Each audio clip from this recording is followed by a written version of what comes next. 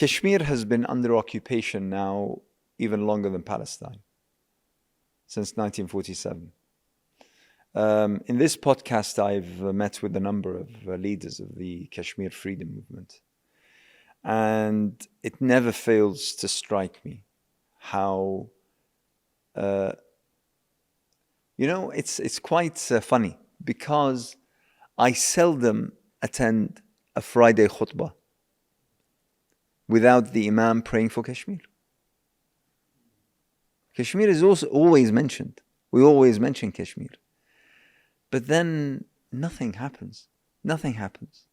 And I'm not talking about governments. I've given up on governments, long ago. I've given up regarding Palestine, so I don't think I hold much hope for governments in terms of Kashmir.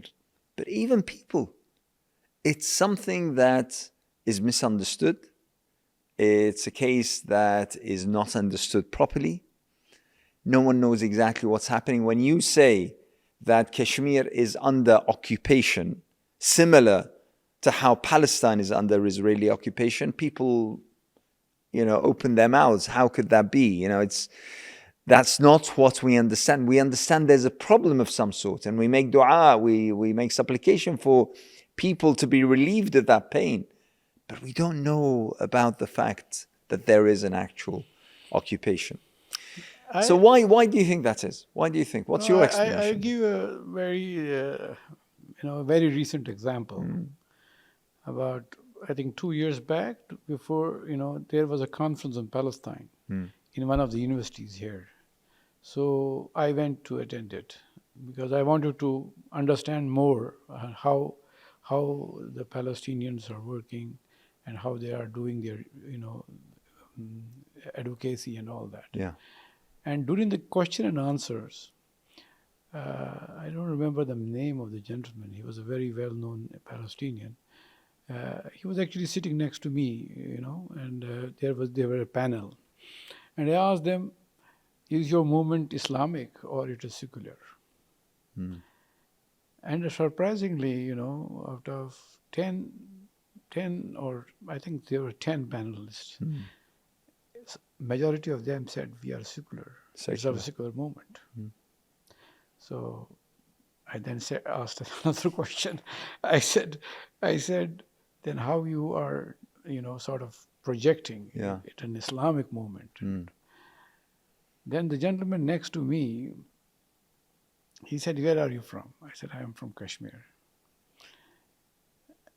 He said, during our childhood, in all the Palestinian mosques, the Imam would pray for Kashmir. Yeah.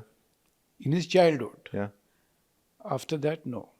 When they became, in the sense, because I think it was basically, then I realized, I discussed with him. I said, well, how it happened, why you did not continue that?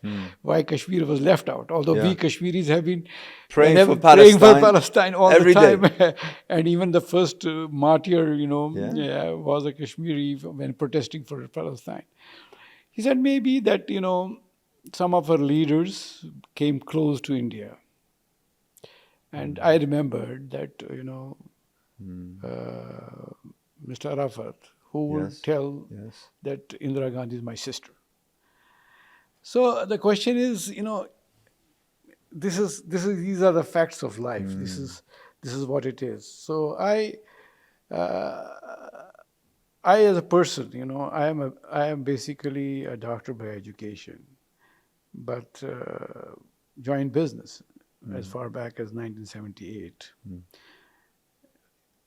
Although in my college time also I used to be a student leader, it was sort of in my blood or something like that. And then in 2008, when I was president of the Kashmir Chamber of Commerce, I got involved with this Amarnath, protests in Kashmir. So I came in the forefront. I became a resistance fighter, in a sense. So, but the point is, in Kashmir, I think a lot of people might have not told you this. The movement started as a secular movement. Yeah. the JKLF which started it, the armed rebellion I am talking about, not the, it was a secular movement and I mean movement, and then you see the policy makers in India are very, very, very, very clever and very, they know what is going to happen in the future. They forced the migration. I say forced. Yes. But if you talk to a Kashmiri Pandit, he will say that they were forced by the Kashmiris, the Kashmiri Muslims, to go out. But I say because my life changed because of that event in 1990.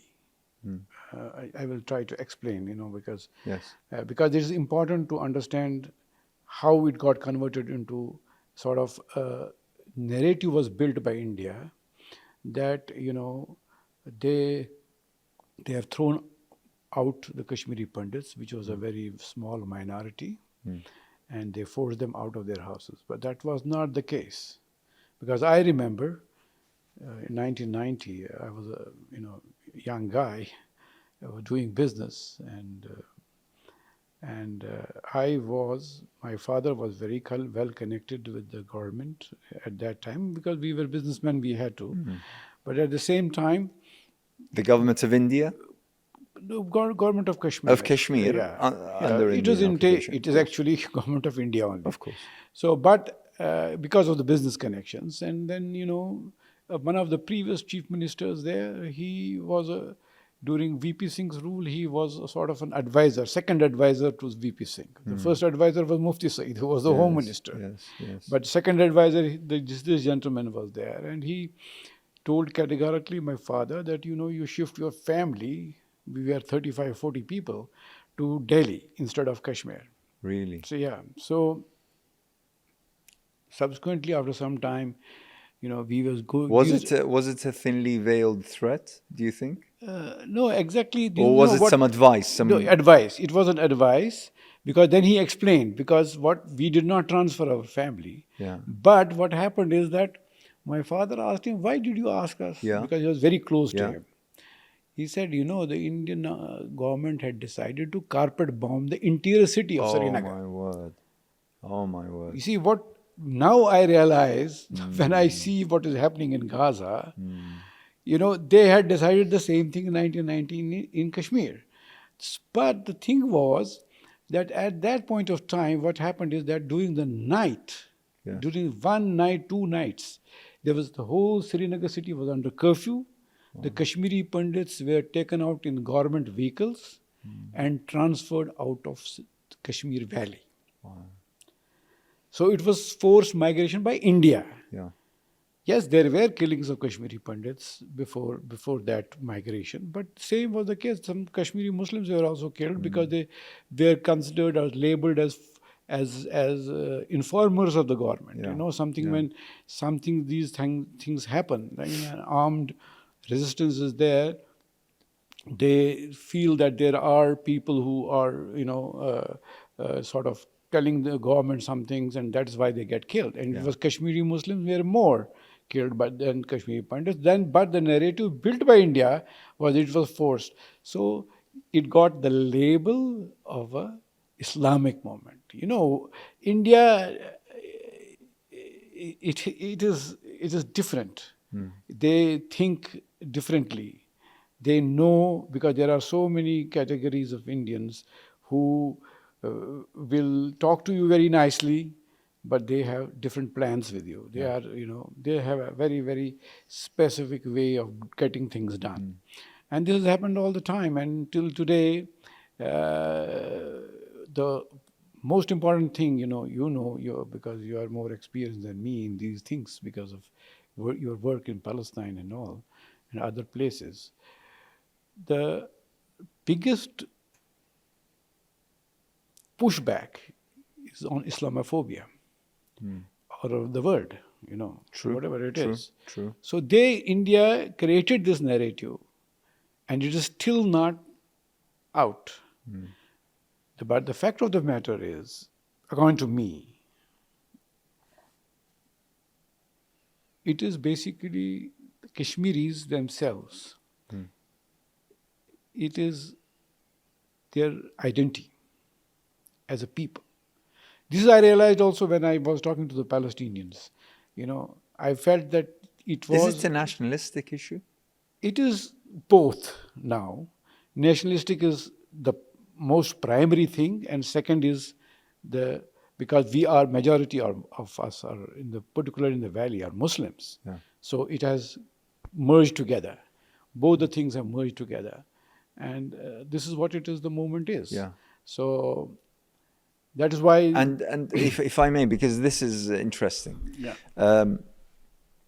Is India fighting the Kashmiri people because of their nationalistic tendencies or because of their religion? Both. Both. See, this is our problem. Both, because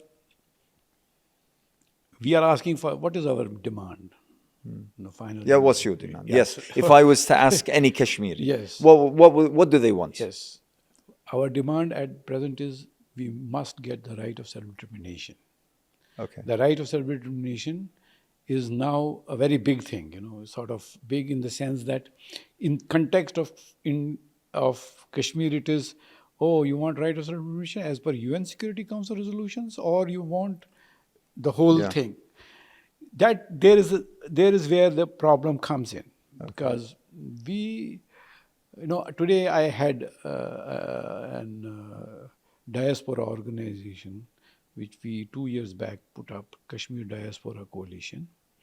And we have created an NGO here also in Kashmir House called Kashmir House Turkey. And the Hurriyat, if you see the Hurriyat conference, if you see their constitution, it says unfettered right of self-determination. So what does that mean? Those people who have done it, it has been formulated in 1990. It was put because the element of nationalism was also there. So the people should decide. I am nobody to decide for Kashmiris, for the people. I am a person, one person. My vote is one vote. That is it. But the thing is that we Kashmiris want our right to decide our future. This is the most... Through a referendum? Yes. That is a peaceful way. Okay. We want peaceful settlement of Kashmir. And actually in 2008, because this is my personal experience, when I was, I told you that, I was sort of very, I cannot say the only leader. I was one of the prominent because leaders. we had a coordination committee formed at that time. And in that, the biggest leaders of Kashmir were there, the Hurriyat leaders, like Mr. Ali Shah Gilani, who's dead. May Allah give him Jannat. And Maulvi Farooq was there, Maulvi Umar Farooq, and Yasin Malik, who was in prison. The main Shabir Shah, main leaders were there. And I was a part of that coordination committee, the executive committees, you can say about This is in 2008. Yes, 2008. So what was the platform on which everybody came together? Which we afterwards called Joint Resistance Leadership, JRL. Okay. If you ask a Kashmiri of that period, JRL, Joint Resistance Leadership. The one slogan was the right of self-determination. Because you had on one side a leader like Yasin Malik, who wanted complete independence. And on the other side, Mr. Ali Shah Gilani, who wanted merger with Pakistan. Who wanted to merge with Pakistan. Right, okay. So, but they came at that time together on only this thing, because then there was no controversy between any people. And that was the first time after 1990. This, by the way, is a huge point that is misunderstood amongst those who make dua for Kashmir. They don't know exactly what they're praying for. And I remember the late Rahimahullah Ayub Thakar. I remember having this, to be honest, quite... I think you have had some discussion with his son. With his son, yes, twice. He's been interviewed on this podcast. But his father, Rahmatullah alayh, I had quite a robust Relationship. discussion with him, because at the time he was saying, "Why aren't you making moves for Kashmir?" And the thing is that when I said, "Okay, what are we calling for?"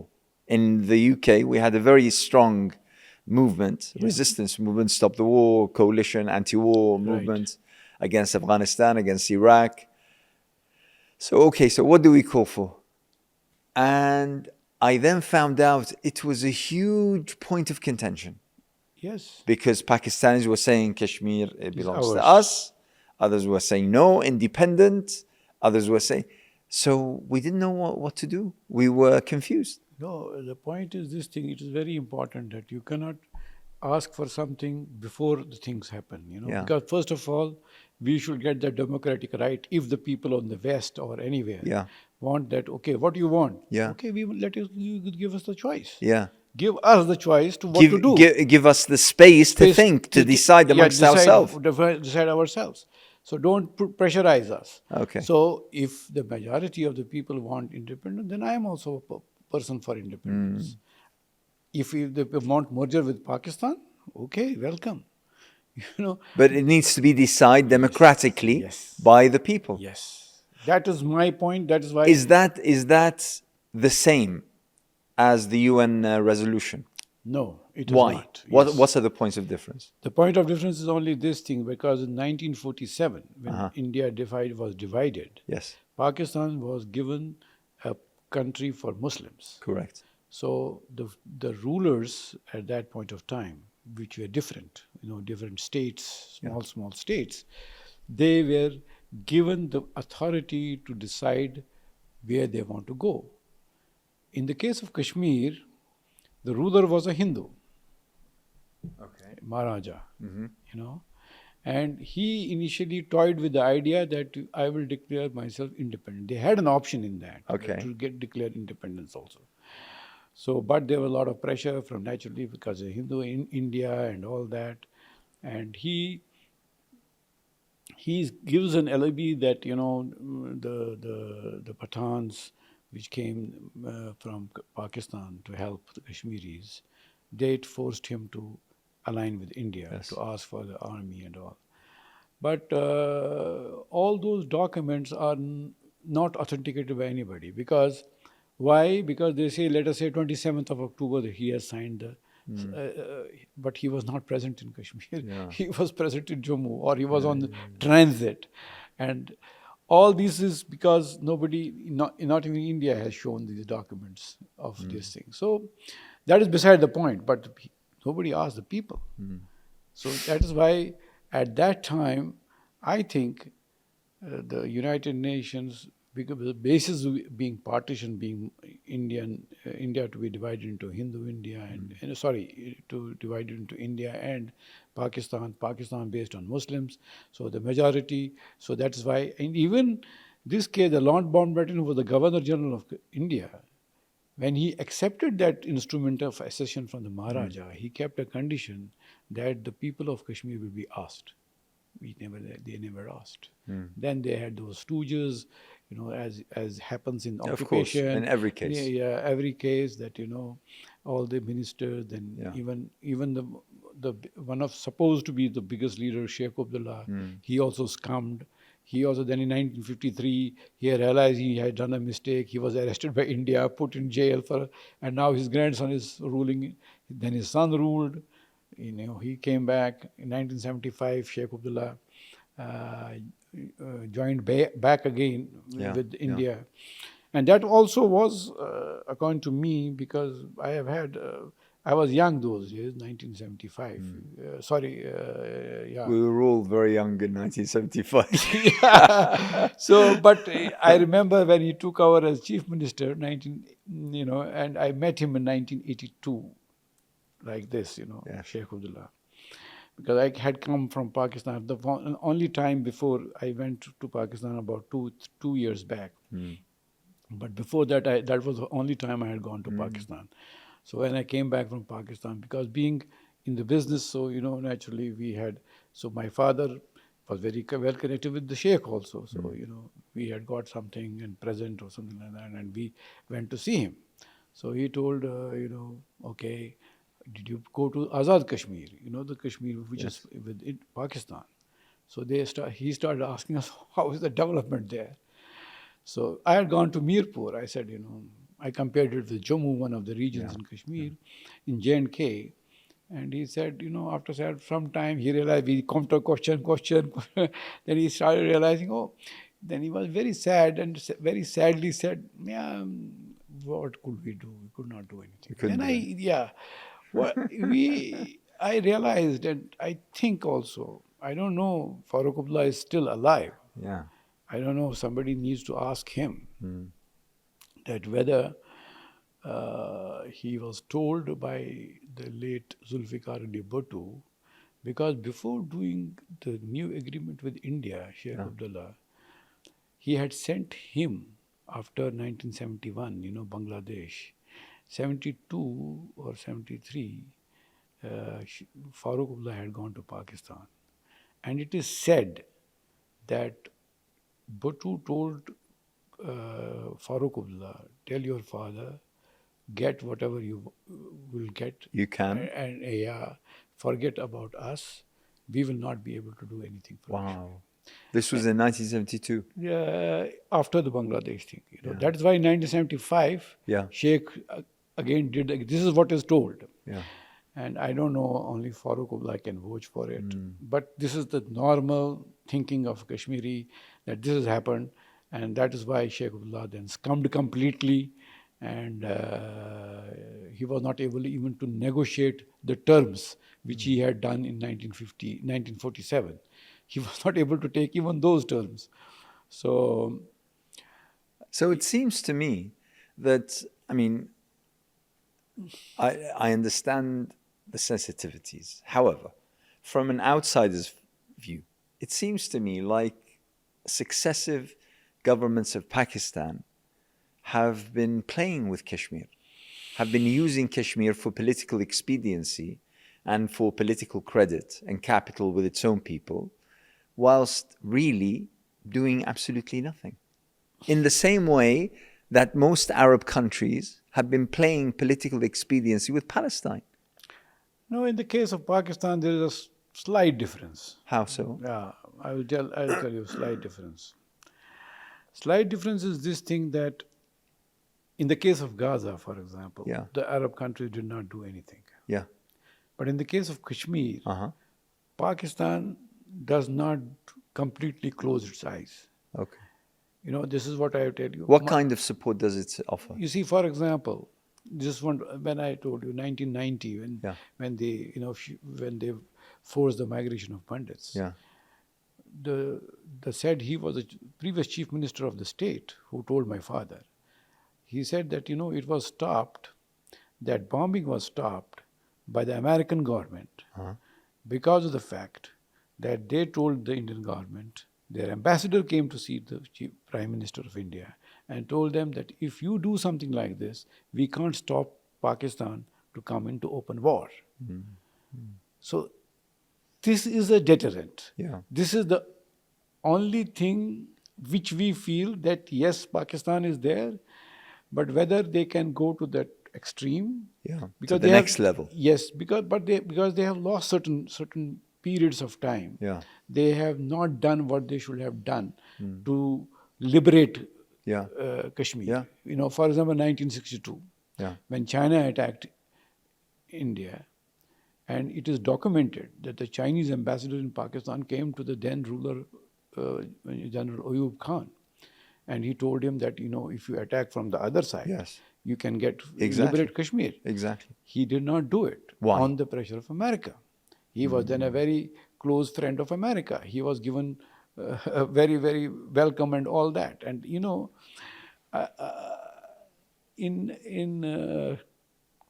I think it was 2012, I went to the United States. And one of my close friends,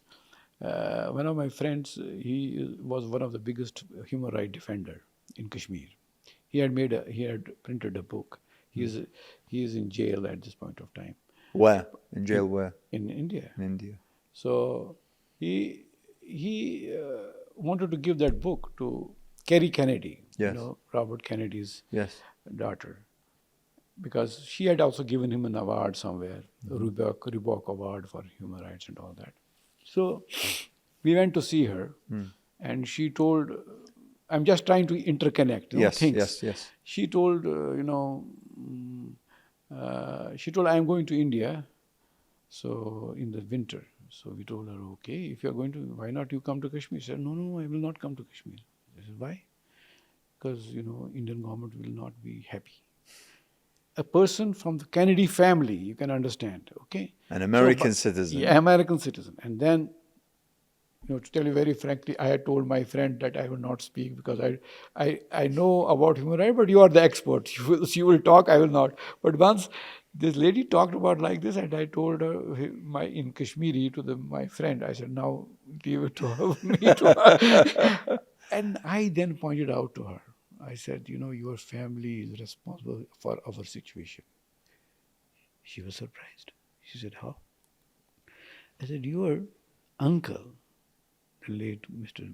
Kennedy, President Kennedy, John F. Kennedy, he forced the Pakistani government not to attack India in 1962. And with this promise, that by negotiations, Kashmir will be settled. Yeah. Today what is Trump is saying, I will try to negotiate and all that. Exactly. So in 1962, and then the famous Sovereign Singh Bhutto talks happened. It is documented. And Sovereign Singh is on the record to tell in one of his books that we delayed the negotiations. We delayed the negotiations till the danger finished, and result is that we are still there where we were. Yeah. So these are the certain things where Pakistan has not done what it should have done, and they feel.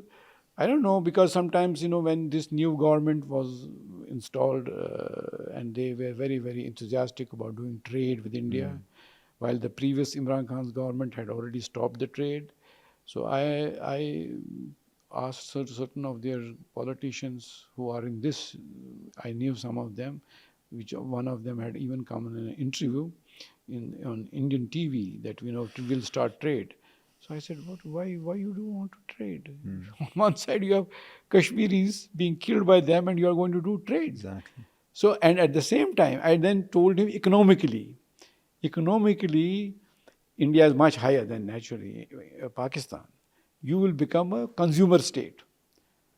Whatever small industry you have, you will get it finished.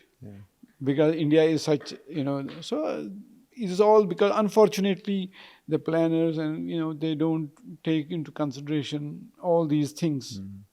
Yes, but there is a difference between the two.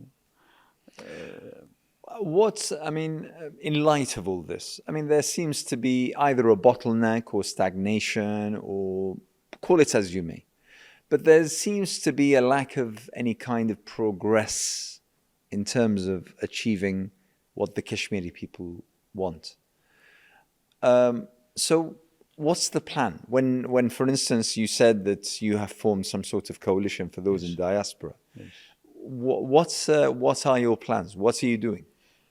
You see, sometimes what happens is that, events happen in the world. You get an opportunity. True. So, we will keep it alive. Our job is to keep this resistance alive. Okay. Internationally. Yeah. Whoever it is in this field who are in our organization, which I have talked about, diaspora and all, they have been in this resistance internationally for right from 1950s, 60s. True. True. The idea is to keep it alive till such an events happen. Yeah. By which and then you can seize opportunities. Yes, which had come recently. For example, give me an example. For example, recently the attack which was done by between India and Pakistan and India, and an opportunity came. It was, we feel as Kashmir, it was squandered. It was not done in the way properly. The Pakistan government did not take Trump's word and put in more and more emphasis. Although he's still saying that I was the person who did the ceasefire, exactly, and I am going to settle Kashmir, because thousands of years it has been there. So sometimes it has been in history like that. Things have been settled when nobody would expect it. Exactly. Nobody would expect it that this will happen. In fact, most changes in the world happen this way. Exactly. They don't happen as a direct result of either conflict or confrontation or the like, but because something else happened, and then all of a sudden you have a space. Yes. You have an opening. So that is why our duty at points is to educate. But going back to the Pakistan-India war, what changed in regards with the dynamics surrounding Kashmir because of the war? What changed? This time? Yes.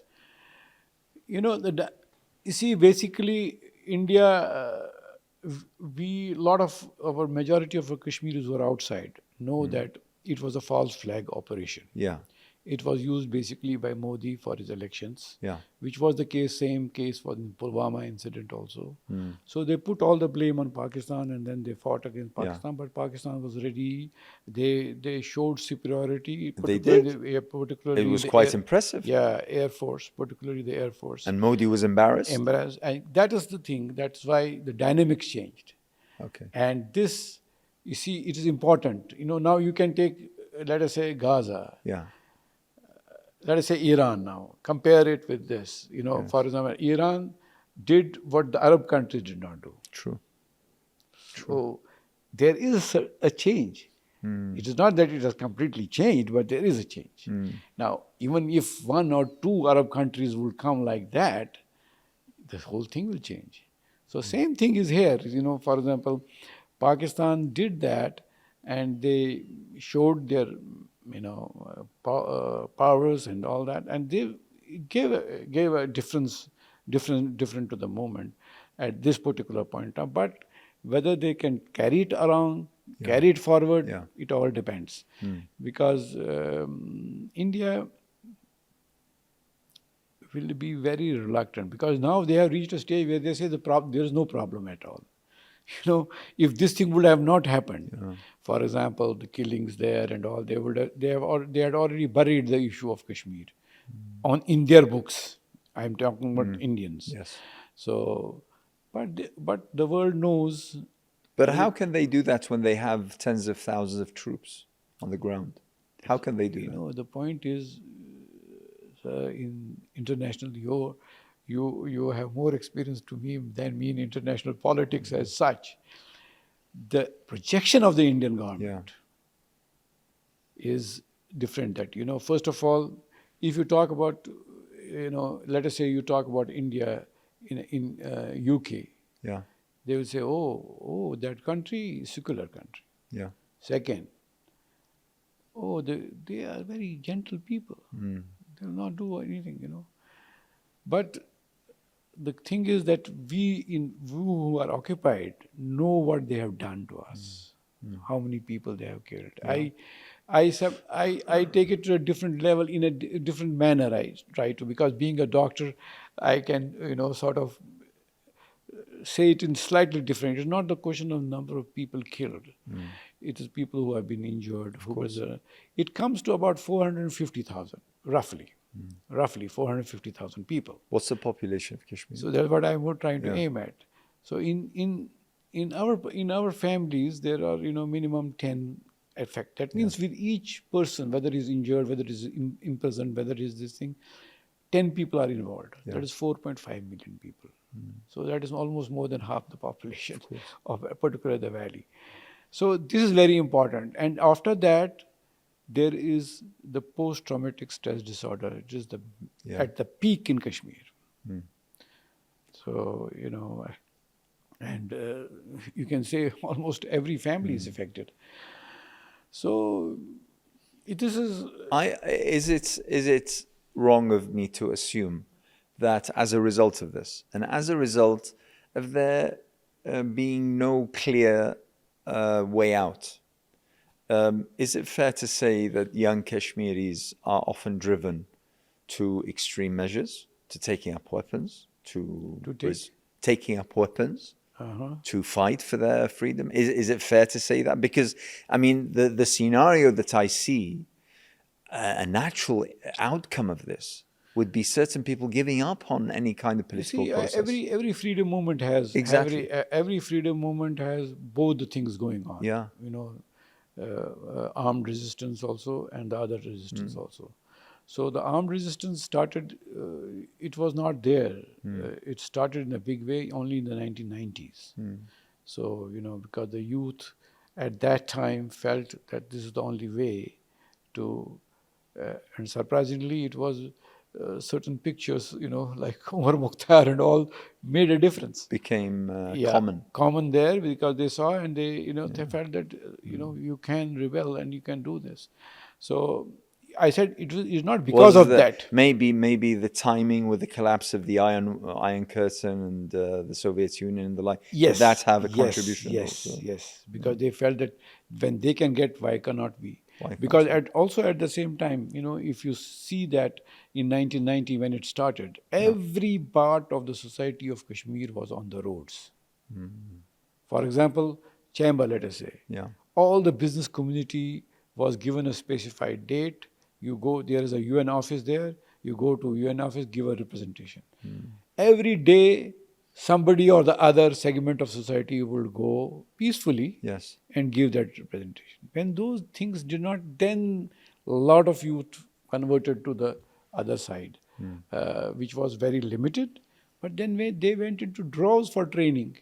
Yeah. And to get training and all that. So today, even the youth today, they know what they have to do, but you never know when it will blow up. Who are your friends in terms of governments? Who are your friends? I mean, say obviously, Pakistan speaks a lot about Kashmir, but who are your friends? Who are the people whom you can, for instance, pick up the phone and say, "Can you please ask the United States to do this? Can you please ask China to do this?" Who? The OIC. What you always have an observer. You have an observer status in the OIC. So when you go there, what? Yeah, lately they were here in Istanbul. They had a conference, and our organization actually sent them after that. That this is what we wanted. I can share that document with you, because it is not what we expected from them. You see, for example, what did you expect and what did you get? Yes, for example, we want a clear cut thing from them. Position. Yeah, clear cut position from them. You cannot do trade with them, 100%, and at the same time ask something from them. No possible. They have not been even allowed to go to Kashmir to visit. Delegations to check on human rights. Nothing. And this is demeaning for not only us, demeaning for the whole Muslim community, Muslim Ummah, that organizations which represent us are not allowed, and no effect comes to India. And they are very proud to say that which is this organization? What is this organization? So it needs improvement. It needs this thing, because I will tell you one thing very important. For example, I was in a conference in Ankara about 2 years back, 2 or 3 years, and there was this Iranian ambassador there. So before he spoke, I spoke. And I spoke, and because I had my personal experience in 2014, there was in Kashmiri floods. I was a part of the civil society there. So we went to Delhi because nobody was coming to help, neither Indian. And we thought that we'll go to the OIC countries, ambassadors. We got the opportunity of meeting a lot of them. They said they will, you will, but nobody came forward except the Iranian ambassador told, okay, I want to meet your delegation. So we went and met him. And then he said, sorry, we can't openly do it. Why? Why you cannot do it openly? We are dependent on India to buy our petrol, oil. So we can understand their limitations, but does it mean that you have no power whatsoever? Yes. So the ambassador here in Ankara 2 years back, when I had spoken, something like this, then when he spoke, And we had a coffee break, and he said to me, I was all the time looking towards you. You might get up and you were telling lies. The point is this thing. It's not that we Kashmiris want to confront them, but we want to show them the mirror. That this is what it is. See, this has been amply proved in the case of Gaza. Unfortunately, so many people killings and all that, because it shows also that all the countries together do not have the backbone to fight it out. What's Turkey's problem? Turkey's position has been clear in a sense that they have been supportive of Kashmir. And to tell you very frankly, one of the reasons of my coming here is also because I got citizenship through the investment category, not by any favors from the government as such. But I feel safer here. Yeah. I feel safer that because this is a country where they will not throw me out for any, for activism also, they will not throw me. Inshallah. I don't know. Up till now, they have not. Inshallah. Up till now, they have not objected to it. Because, yes, it took some time for our registration to come in, but once it has come, I have not felt any pressure. Do you meet with officials and discuss with them? Not yet, because now we got our, because your status, your registration. Yes, so I didn't want to do anything sort of without much. So now I am, we are trying to, do it in an official manner and all that. So, tell me a little bit about the conditions of the people of Kashmir. What difficulties are they facing? So one of the major... I want you to paint a picture of what it's like being an ordinary citizen in Kashmir under Indian occupation. What does it look like? You see, there are certain things which are important to understand and realize. Because I was a president of the chamber, and economically, I can say that a lot of people are not earning enough to because of the problem. Because I remember even that one of the union ministers, when I was the president of the chamber, told me, because when I got involved with that, he said, I don't understand why you get involved. Why you got involved in this? I said, why? Why should I not? He said, no, you are a businessman. Why should you do it? I said, okay, let me tell you one thing. Now, one of the reasons I will tell you is this thing also. I have children. They don't want to come back to Kashmir. They say, because it is not settled. So when it is settled, we will come back. We will come back and invest. We will do what we are not, so this is, our future is not settled.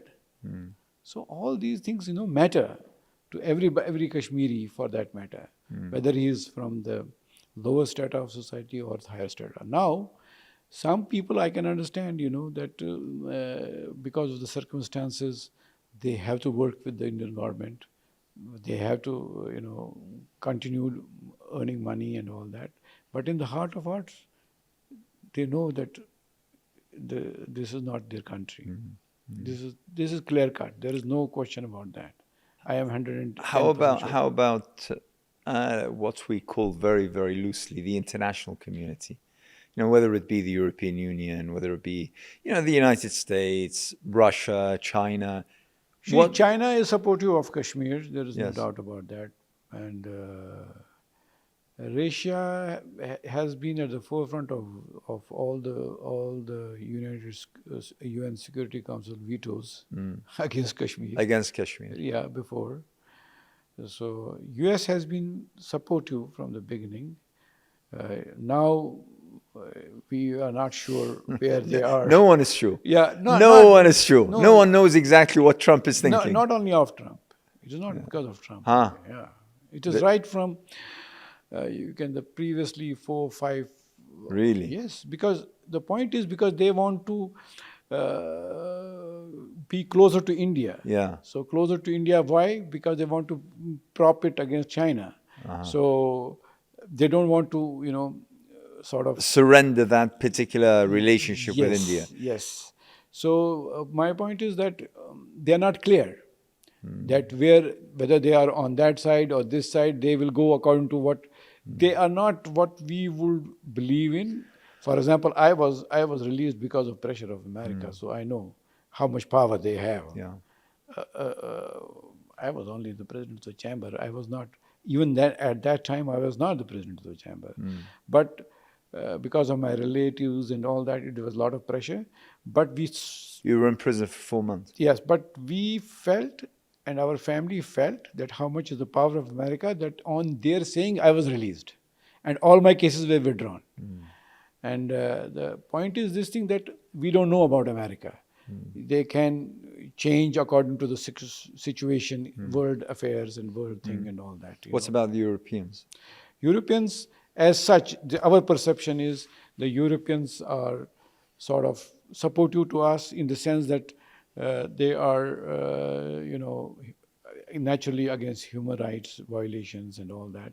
And they have been, as history shows, they have been supportive that Kashmir needs to be decided as per the wishes of the people of Kashmir. So, but whether they will go to that last mile. Yeah. I was wondering when changes in Bangladesh happened last year, I was thinking that maybe, on the off chance, that might have an impact on Kashmir. No, I don't think so. It's I don't think so. because why? Because of its geographical location, or because as far as I understand, and I visited India in December, and my understanding was that the Indian government looked at what happened in Bangladesh with horror. Yeah, because because Hasina was considered to be a stooge of India. Of India. Under control of India. Because we had in our business in Malaysia a lot of workers from Bangladesh. We will come to know firsthand what is happening in Bangladesh, what she is doing there. Particularly the people who had Islamic. Yeah. She was running a police state. Yes. So that Islamic thing was actually sort of projected that it is Pakistan. What I mean to say, that whoever thinks like Islamic, he's a Pakistan. A stooge of Pakistan. Right, okay. So that way it was, but in our case it's not. But meaning, I mean, when I was told how horrified and how concerned India was as to the change in Bangladesh, I mean, wouldn't that have shifted the security considerations, for instance, the strategic positioning, open some gaps for Kashmir in regards with see what people can do? They can change a government as settled and as close to the West and close to India and such as Hasina. Wasn't there that element of thinking? Let me tell you, sir, one thing very important is we have to realize, Kashmiris also realize, and a lot of them may not realize, India only listens to power. Military power? Or trade power? Trade power. To me, being a businessman, I know I sometimes tell whenever somebody interviews me, I say that there is a very important saying in the Indian, that it is in Hindi called chamdi jaye lekin damdi na jaye. That means even if you lose your skin, but money should not be lost. So they are too much, for money. So this is where, unfortunately, the countries who are in power, who have the money power, do not understand that how important it is to do like a BDS system BDS movement against India to a certain extent, so that it makes a difference. Now you can understand Mr. Trump is delaying their decision about the trade. What is he doing? Why? Their planners know where it pinches, because it is India is one of the only few countries which have surplus with America. They have, but it is quite sizable. It's although 7th or 8th, Mexico is the highest, but it is having a surplus trade with America. So if that tap closes, you can understand India where it will negotiate. So those types of moments are which we need to seize whenever it happens. And this is where I feel there are two things: power, which you saw recently in the skirmish between India and Pakistan, and second is the economic. Economic power is more important because the whole Indian public will then say, okay, let us Get settle, rid of this. get rid if of it this. has some implication on wealth. Exactly. So this is right from the day I have now sort of been exiled, and I have attended a lot of Zoom calls and all. I have been insisting on this thing that this is very important, that people should make a movement of BDS movement, so that we can do they can get affected economically. What's if you had a message to the people of Kashmir, those within Kashmir itself and those in the diaspora, what would it be?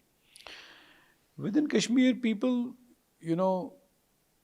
they have to resist, but they have to be careful also while doing resistance. Of course. And we know under how much pressure they are. Yeah. I know, as a person, I know what can happen, what cannot happen. And it is very important that they have to sustain the resistance in whatever form each person has there, And but because we know that in the hearts of Kashmir either wants independence or merger with Pakistan. These are the only two alternatives. The third alternative is not there, that merger with India. There is no question about that. I'm talking about the majority of the people in Kashmir. So there's only two options, and for that they have to sustain the movement in whatever form it is. You see, let us say in 1947 the partition happened, the first uprising in 53, then 63, then it is a gaps, there's a cycle. So whenever the opportunity comes, the Kashmiris will again rise. 2008, 2016, all these 7-8 years cycle, 10 years cycle, because Kashmiris are very intelligent people also at the same time. We have to, I feel we are very intelligent, but and at the same time we know how to go about things. So this is one important thing. And for the diaspora is that we in our diaspora there are two types of diasporas. One is the diaspora, Kashmiri diaspora, who is from the Indian side of Kashmir. Okay. The another diaspora is from the Pakistan side of Kashmir. The Pakistan side of Kashmir is more free to do whatever they can do to help the Kashmiri cause, because they can openly speak against India without any repercussions, because they don't have families back home under Indian occupation. While the Kashmiris who have come from the Indian side of Kashmir, it's very, very difficult for them to even speak. They may be your helpers, but they can't speak publicly. They can't speak publicly. We've tried to invite some of those to this. It is very difficult, because for example, I am now I know, everybody knows I am a man of exile. My Twitter account is blocked, my Facebook account is blocked by India. Everything they have tried. They have even labeled me as a terrorist or whatever it is. But my point is that because I have cut all my relationships, whoever it is, in Kashmir, and so that they do not put me under pressure that you have to do. So, but there will be very few people from Kashmiri diaspora, from Indian occupied Kashmir, who could take that risk. To tell you very frankly, this is a fact of life, course. And this is important to understand, because people need to know that what are the consequences of all these. And sometimes, especially the pressure on families and relatives and loved ones, that's something that you can't bear. Maybe you can sacrifice something yourself, but when it comes to your children or your parents or such, it becomes unbearable. There are instances, even, for example, a simple thing like a passport renewal is not given to distant relatives, just because this man is speaking like this against India.